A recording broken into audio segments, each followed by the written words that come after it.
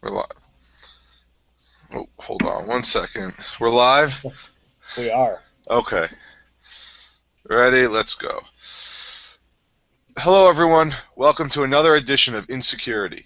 Tonight, we have a great topic on hand. We want to discuss the cost of security, whether that's the cost of implementing security or the worst case scenario, the cost of the backlash with security. So, again, I'm Haim Cohen, and we are joined by Tom Webster. Howdy. So this came to light when this actually brought up to my mind a few years ago when LinkedIn was hacked and eHarm or Match.com and Last.fm, they were hacked, and we hear about it. Okay, we're hacked. Now what? Then when Target came on and now they're being federally investigated, people are talking about it. I asked Tom, what is truly the cost of all this? Because it has to cost something. Right. And a lot of the cost in the first step is preventing a data leak or a security breach like we've been seeing with a lot of high profile companies this week.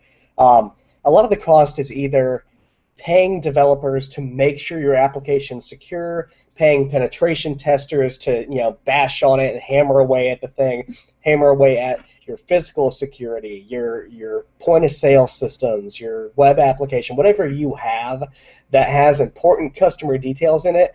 You've got to pay someone to hammer on it, test it, try to break it, try to find the holes that you don't see readily available.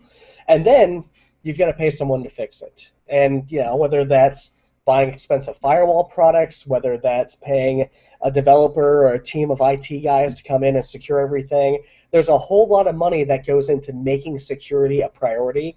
And unfortunately, you just don't see it with most companies.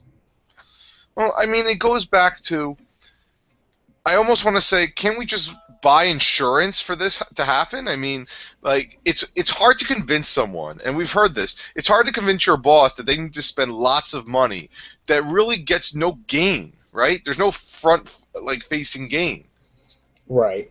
A lot of companies will say so. Take the companies that are really security conscious, and that's their business model. So take LastPass, Spider Oak, Carbonite, any of the big guys that put encryption in the forefront. They say, look, we're going to keep your data safe. That's our entire job. We're going to do this to the very best of our ability, and you can trust us because security is our number one priority. And you see those guys garner a large portion of the security conscious market. You see, the big tech guys using Spider Oak and LastPass and all these great services, but unfortunately, that's a very, very small market. It's a very small chunk of people that can shop at your store. So instead of Target saying, hey, all you security guys, we're going to make sure our point of sale systems are completely unhackable, which, I mean, they can't realistically do that. Everything's hackable at some point, but they're going to say, we're going to make sure it's as secure as humanly possible, and you should shop here being a security guy. No, that's not worth the money. That's not their target audience. It's not really even part of their demographic that they pay attention to. Instead, they're going to concentrate on, what do we have in the store? What's on sale? We've got lower prices than store ABC over there, and that'll bring in more customers. And you really don't see security come into the forefront until there's a backlash, until something terrible happens, and then everyone starts paying attention for about a week, and then they forget about it. So I guess to the average person, you know what? As long as it doesn't affect me, I really don't care about this. So we take the Target example. If you shop, the initial story is you shop from Target between Black Friday or Thanksgiving night through sometime the week before Christmas, and hackers downloaded the entire database, all the credit cards. At least that's what we thought. So Target issued a statement that said, "Hey, you know what? We're going to offer you a free year of credit monitoring service." So everyone took that, said whatever, okay, we're going to take this. And that was it. Everyone's like was mad that their credit card companies issued them a new credit card proactively because at least Target told people. But I don't think it really hurt anybody. It definitely hurt the people that had all the automatic bill pays. Now they had to change. But other than that, it really wasn't an inconvenience until probably later. But so far, Right. right? That's the only inconvenience, the fact that you got a new shiny credit card? Yeah, so currently, yes, that's the only bad thing that's happened is you have to change your credit card numbers everywhere. You've got to reset up automatic bill pay.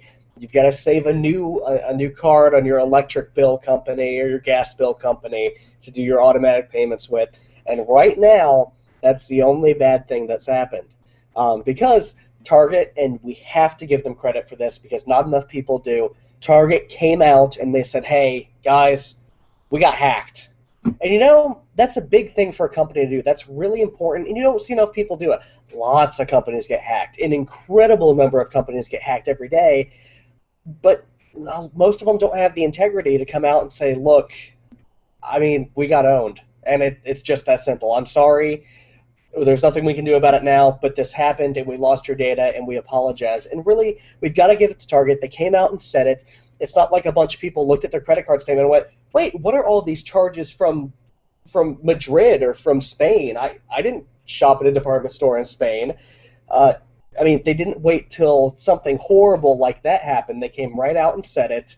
They were very responsible, and they could have given more information. We're still waiting on more information about how this happened, but I'm sure they're still investigating themselves. So we'll have to wait and see. But no, the real danger comes later. The real danger comes when it's not the credit card numbers, it's the personally identifiable information. It's anyone who was breached, you're gonna start getting more spam, or you're gonna start getting more targeted phishing attacks. Imagine if Target said, "Hey, look," or you got an email claiming to be from Target and it said, "Hey, look, we're sorry about this.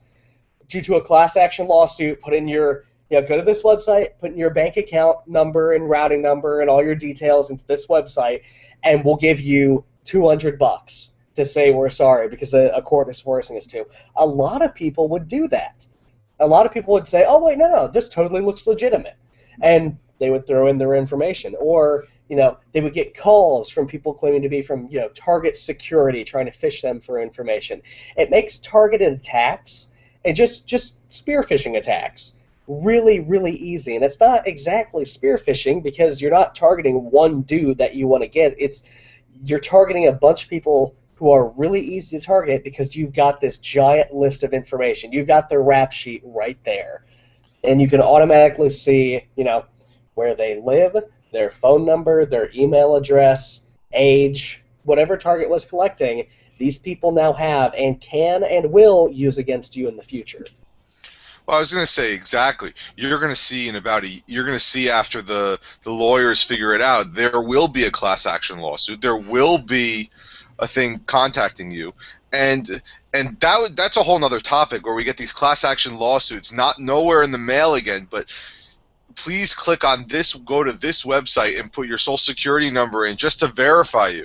And I can't tell if any of these are real or fake, so I just don't do it. And then I'll be out like $10, whatever you're going to win from any class action lawsuit, but you're out of that money, and it hurts me because I really do want that $10 here and the $10 there. That's a lot of double cheeseburgers. Exactly, and it's like I got one from Facebook about 2 years ago. AT&T had one for something, and you look at it. Apparently, I got one the other day from PNC Bank Art Center from Live Agent who price gouges on concerts. But again, who knows how legitimate they are? And it only hurts the people, the advocacy groups trying to really go with class action. But yes, I do want to give Target credit, but I also think they had a responsibility because the last thing they want is for Amex or for Visa or for MasterCard to drop them, and now they're going back to only taking cash. That would destroy their business. So I bet you they gave a heads up, and because all the credit card companies proactively canceled all the credit cards. Right. Or even, I'm not sure if this is worse than that, because that is huge if a credit card processor drops you and says, "Hey, look, you're a risk. We can't take that. We can't do business with you anymore." I mean, that's gigantic. That hurts their bottom line substantially. I mean, imagine going to Target or going to any store, and any place you walk into, and they say, "Oh, sorry, cash only. We don't take cards." Like, really? I mean, is this like the 1960s? Come on, really? When you're gonna go buy your big screen TV, hold on, let me get my pennies out. Yeah, exactly. I mean, it is better than people shopping at Target and everyone saying, "Hey, I'm trying to figure out why there are all these weird charges on my credit card. Oh, you got weird charges? I got weird charges too. Wait a minute. Where have you been shopping? Well, where have you been shopping? And the internet, people on the internet have got this funny ability to take any situation with any amount of weirdness, piece it together, and figure out exactly what's going on very, very quickly. Within about 2 weeks to a month, you would see if that started happening. People linking it back to Target, and all of a sudden, people say, "Wait, I can't shop at Target now. They're stealing my credit card," because they would automatically go to the worst case scenario, and Target is stealing your credit card for corporate profits or something. Insert something here. It would be a giant conspiracy theory, and it would freak enough people out that they would lose business. Well, what I really like, and what I mean is, I don't really want to say that I wish any bad upon Target or anybody else. All those people that did lose credit cards and everything, it's not great. But at least it brought some sense into some people to say, hey, wait a second, I don't shop on the internet because I'm afraid of this, but now I can't shop at Target because it's all connected. It may get those people that are afraid of the internet to say, hey, maybe I should look at this, and it'll get the people who are going around just willy-nilly giving out their credit card to say, hey, wait a second, let's take a step back.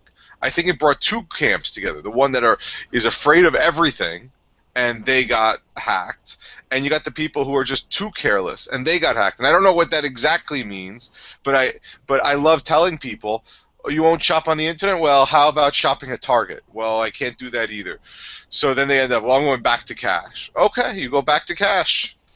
Right, and sometimes it doesn't matter where you shop, because sometimes all it takes is someone making a credit card and doing some actually making a credit card, printing something on a magnetic strip, swiping it, doing the verification code, and they say, oh my god, this one works, it works, and then going out and spending a bunch of money hoping they don't trip any automatic shut-off systems or any automatic security systems that will kill a card, because those exist and they're really cool. You're going to say the most famous one? Yeah. So the most famous, the fastest way to kill a credit card is to fill up your tank of gas twice and buy a pair of shoes. Right. Exactly. In that day, very close together. If you do that, you will kill a credit card instantaneously. So I was actually the subject of one of these, or the victim, I guess, of one of these card copiers. They don't necessarily have to have your card. They just run a bunch of numbers and hope one works. But there was a department store in Spain, and they said, my bank called me at 9 in the morning, and I had gone out to, I think the last place we ate was a wing place or something. And they called me in the morning and they said, hey, Mr. Webster, can you tell me the last time you used your credit card? I said, yeah, I went out to dinner last night. Okay, in the Ohio area? Yeah, I said, yeah, it's, Dayton, right down the street. And I gave him the name of the place. I said, yeah, okay. You didn't go to Spain between then and now, did you? Haha, no. As a matter of fact, I didn't. They said, okay, well, it shows a $500 charge here. We're going to cancel your card and overnight you one. Yeah, don't use that anymore. It's been compromised. So, oh, well, cool. So those automatic checks and balances are there, and they do work most of the time. But, keep an eye out on your statement, especially if you shop at Target.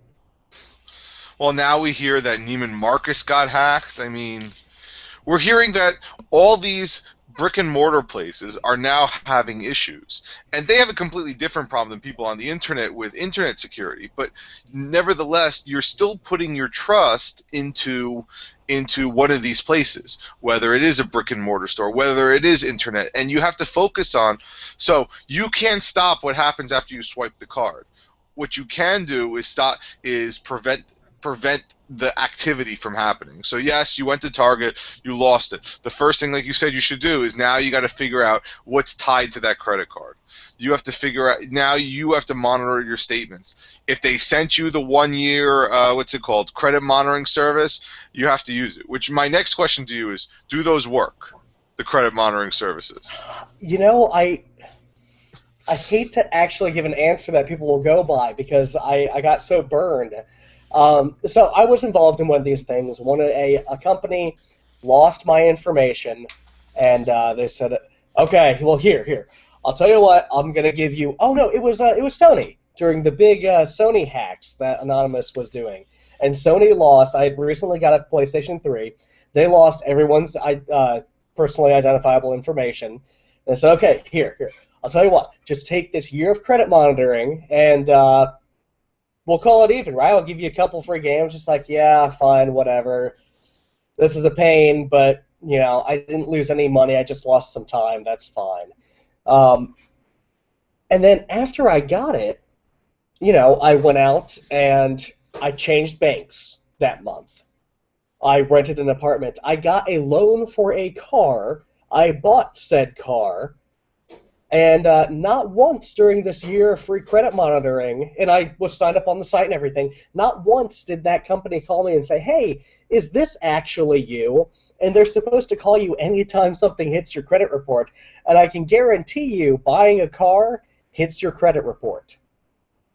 So I got burned on it. Whether they work or not should be up to your judgment. But honestly, the biggest thing you can do is, look at your yearly credit report. If you have to, go to the three companies online, request your report, take a look at it every year. I would get it, Company A in the first third of the year, then Company B, then Company C. Spread it out so you can see all of it.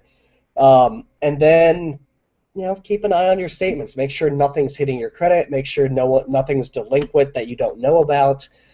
I mean, yeah, I guess it could help having a company do it, but it didn't work for me. Luckily, I didn't get burned by it, but the company, in my opinion, was useless. And that's just one of them, right? There's a ton of them out there. They're Well, everywhere. what I was telling people, and I have no basis whether this is true or not, but all these companies are giving you 1 year of free service, but you have to sign up by a certain date.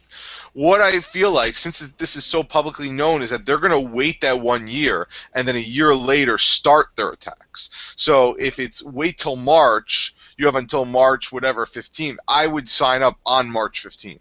Give you that Right. little extra couple months to do it. I've been burned. Horizon Blue Cross Blue Shield is the state healthcare provider.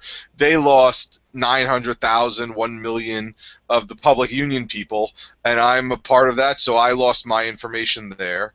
So I now have to sign up for this. I haven't signed up yet because I'm going to do exactly what it said. Wait till the deadline and then go.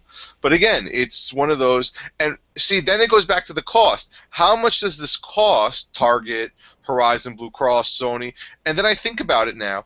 I don't think that costs them anything. I bet you these credit monitoring services are jumping to insure these millions of people. It's going to Oh, cost them a little, yes. and now, but they're hoping that 50% of them fail to cancel and they get hit for another year. Right. So in the case of the company I went with, or I was given access to, they didn't have an automatic charge because they didn't take any credit cards or anything else from me. But I mean, a month before, and then every week thereafter, and for the last week, it was a call every day to try to get me. And I said, "Are you sure? Because your information was compromised, and crazy things can happen, and somebody might have 9 children in your name that you would be responsible for taking care of and raising." And I was just like, I mean, I bought a car, and you guys didn't call me. Why on earth would I pay for this now? I mean, you're worthless, absolutely worthless.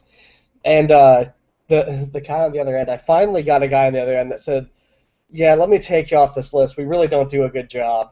And I was just like, "Oh, wow, that's nice. That's some honesty." But yeah, I would not buy into the fear because you're right. The companies do give this out for free or give this out at a very, very low cost, a very slashed cost, because you can be guaranteed, a fourth to a half of those people will jump at signing up for a couple years. They'll get the super gold plan where every time you sneeze or buy a box of tissues, they'll send you an email.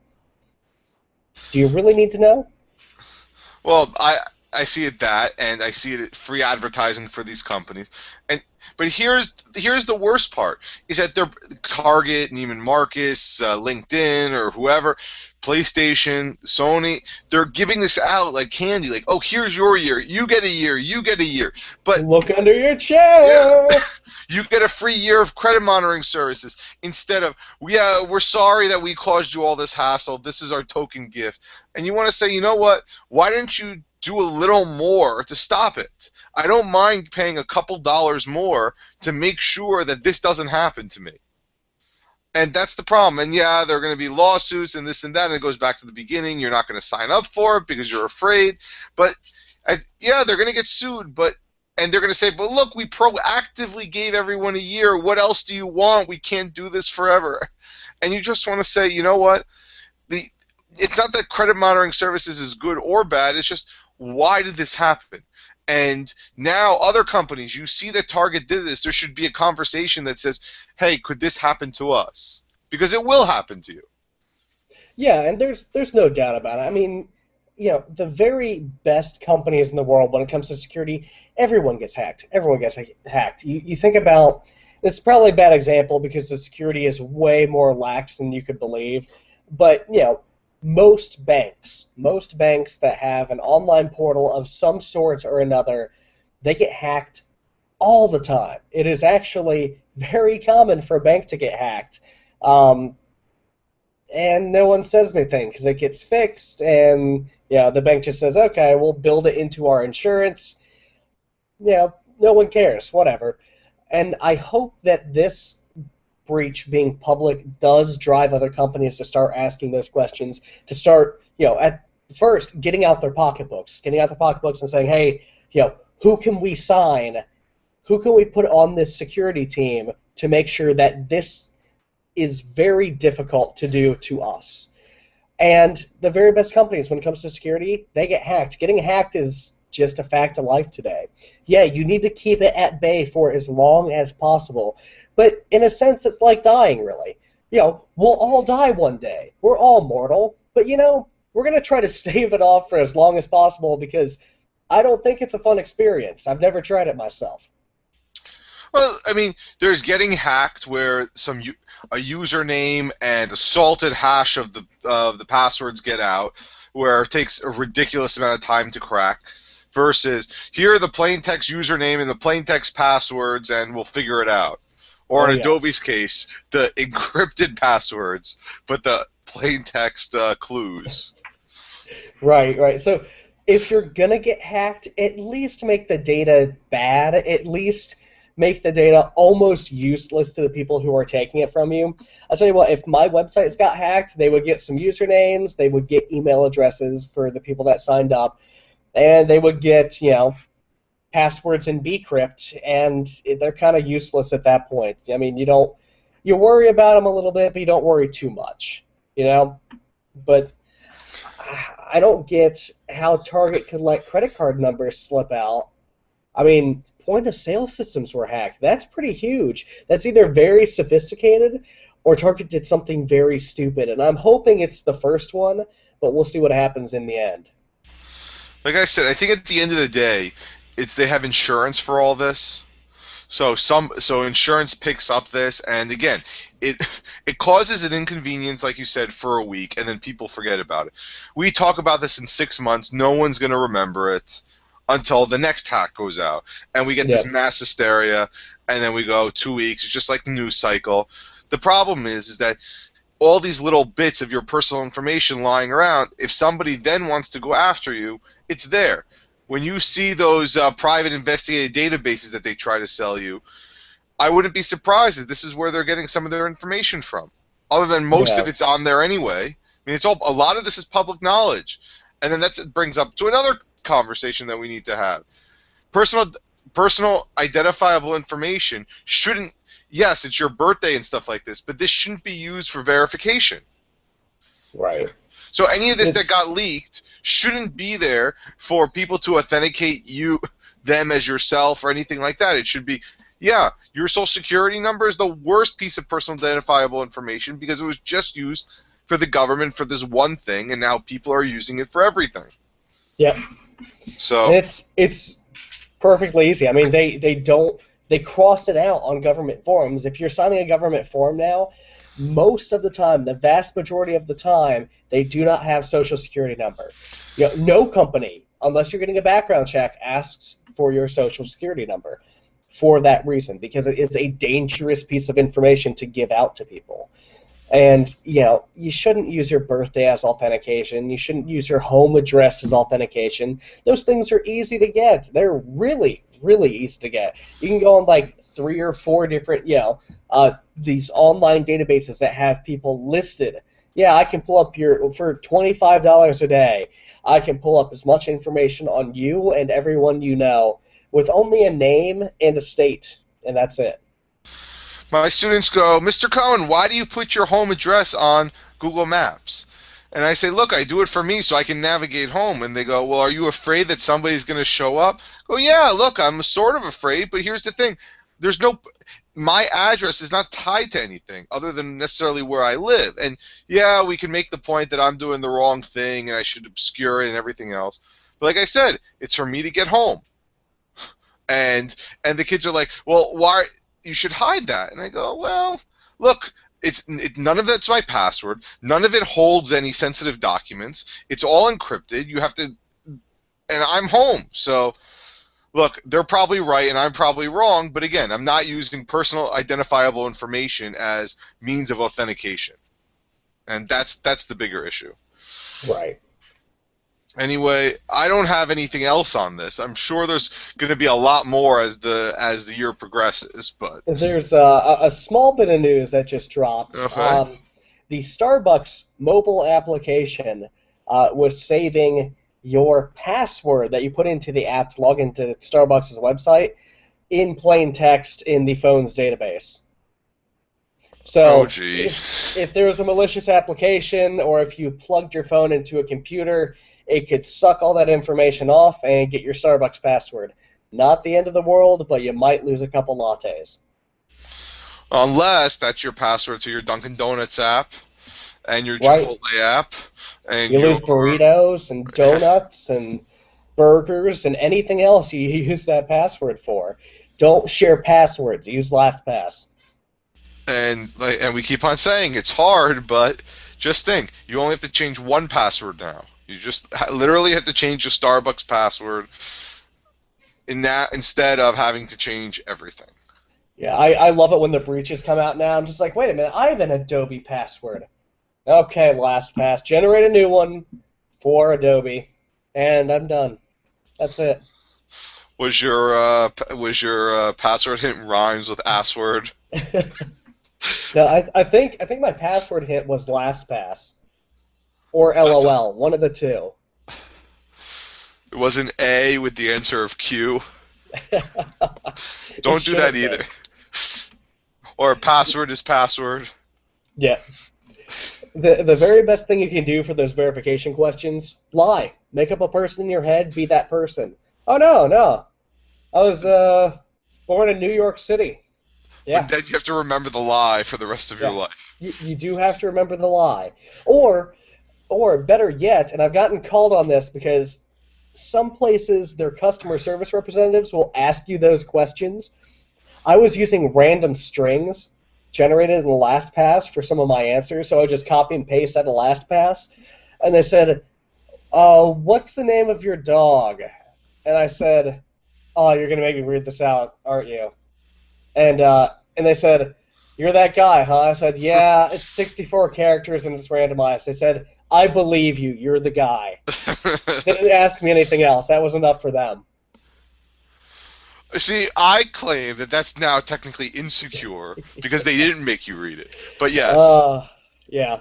There was one guy, I called back the next week, and there was one guy who did make me read out everything. I was like, he said, yeah, look, you should just change this. I said, I know, but I don't want to. And So anyway, that's about all I've got. yeah, so let's wrap up. It's been a great show, everybody. Let's call it a night. All right. See you guys. Until next time. Bye.